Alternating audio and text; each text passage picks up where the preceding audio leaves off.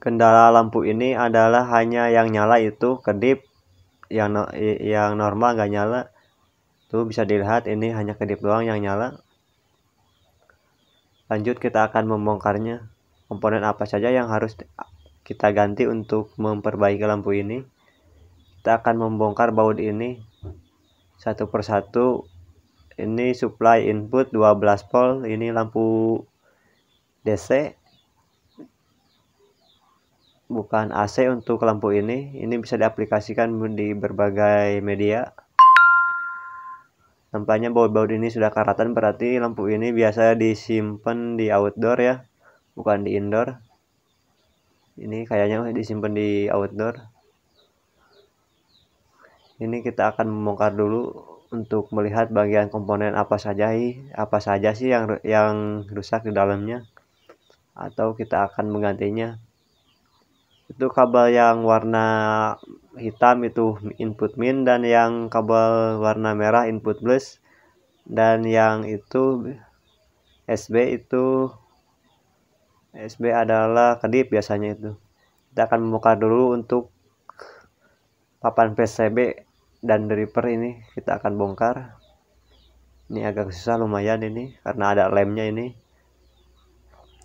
Kita akan bongkar dan lihat apa saja komponen yang rusak di dalamnya.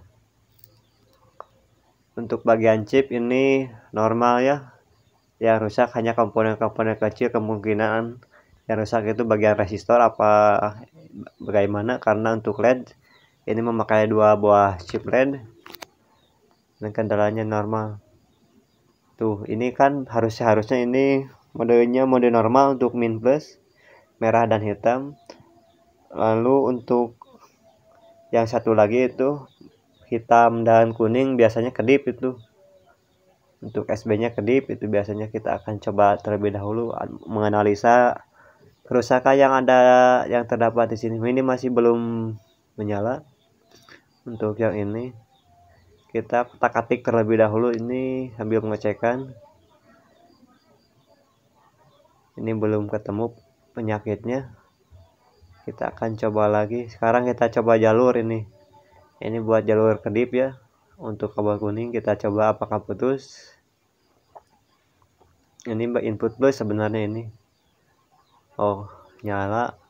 Berarti kita akan mengganti resistor yang ada di situ. Kita akan ganti dengan yang baru, atau bisa diganti dengan kapasitor cabutan. Yang penting kapasitor itu normal. Langkah selanjutnya kita harus mencopot bagian jumper input untuk LED-nya, karena supaya dalam pemanasan kita akan lebih mudah. Sekarang kita akan ambil mesin pelepas chip ya ini, untuk mencabut resistor yang tadi kita akan cabut dengan diganti dengan yang lain. Ini kita harus memberi plug amtek dulu terlebih dahulu supaya panasnya lebih merata dan komponen yang lainnya tidak ikut over. Ini kapasitor ini kita akan cabut supaya kemungkinan ini sih yang rusaknya di bagian kapasitor, bukan kapasitor tapi resistor. Nah, ini kita akan cabut dan kita harus menggantinya dengan yang lain. Ini bisa dilihat itu. Nah, ini sudah disabut. Jadi kita akan menggantinya. Ini karena chipnya terlalu kecil, chip resistornya. Jadi kita harus menambah nol lebih banyak dari yang lain, karena yang tadi itu lebih panjang itu jenis resistornya. Ini chipnya lebih kecil. Beda sedikit, nggak apa-apa, yang penting untuk nilainya sama. Ini yang diganti 104 resistor 104 dengan kode 104 kita ganti. Ini sudah diganti, lalu kita akan bersihkan, dan sebelum dibersihkan kita dinginkan terlebih dahulu supaya waktu dipegang tidak terlalu panas. Ini sudah selesai. Kita harus membersihkan bagian papan PCB ini. Kita harus semprot dulu ini pakai pendingin pembersih. untuk membersihkan sisa-sisa plug yang ada, karena takutnya short. Karena ini untuk jalur alisin ini pada kecil-kecil, ini harus dibersihkan secara bersih, terutama di bagian IC itu. Ini sudah selesai, lalu kita akan gosok terlebih dahulu untuk di bagian ini. Jadi kita hanya mengganti satu komponen untuk PCB jenis ini. Lalu kita akan mencobanya dengan input chip LED ini, maksudnya input LED ini kita akan solder terlebih dahulu untuk mencobanya. Dan saya akan supply dulu pakai alat tester ya. Ini karena itu, maksudnya ini sudah normal, nggak kedip lagi.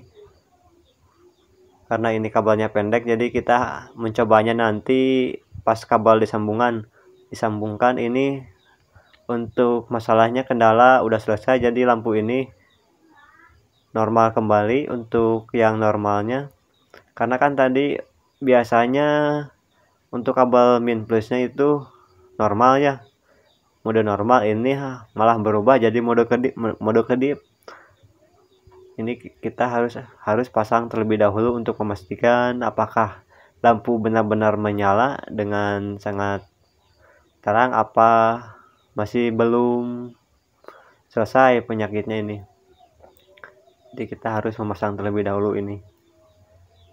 Awas jangan sampai terbalik ini, karena kabel SB itu yang warna kuning ya, untuk inputnya tadi juga warna merah, dan input plus maksudnya, dan input negatif warna hitam. Ini karena terlalu sulit ya untuk penyolderannya, karena soldernya nggak terlalu panas, jadi dihabiskan di casing PCB ini. Ini sudah selesai, ini maksudnya ini sudah normal. Ini saya supply pakai 12 volt langsung, itu mode normal. Sekarang kita akan coba lagi. Ini mode normal. Mode normal itu kan hitam dan merah. Kalau mode kedip itu hitam dan kuning, maksudnya itu juga yang kuning tuh plus bukan min ya. Ini sudah selesai. Jadi dengan mengganti satu resistor, lampu ini bisa normal kembali. Lanjut kita akan pemasangan papan PCB ke dalam casing. Ini harus benar-benar merapat, karena apa? Karena ini panasnya sangat panas ya. Ini untuk casing full aluminium bukan plastik, karena lampu ini lampu lumayan ya. Biasanya kan ada yang plastik, ini enggak bagus, ini untuk casingnya pakai aluminium. Jadi buat menghantarkan panas yang dihasilkan oleh chip LED tersebut, jadi supaya lebih adem. Ini pemasangan lensa ya. Wah, ini rupanya terbalik untuk pemasangan merek. Kita akan rubah untuk pemasangan mereknya. Nah, maksudnya seperti ini. Jadi normal kembali. Dan sekarang kita akan memasang bagian skrup satu persatu. Ini skrup harus benar-benar kencang ya, karena nanti si air tidak akan bisa masuk ke dalam, karena di situ juga terdapat seal karet supaya air itu tidak meresap. Ini harus benar-benar kencang. Ini sudah selesai untuk pemasangan skrup. Lalu kita akan coba lagi untuk kasih tegangan apakah sudah selesai atau tidak masalahnya. Nih untuk kabel yang min itu dimatikan. Tuh, yang merah kan mode kedip. Kalau yang merah normal, yang kuning mode kedip. Tadi kan kebalik ya, yang merah hitam itu jadi kedip. Sedangkan yang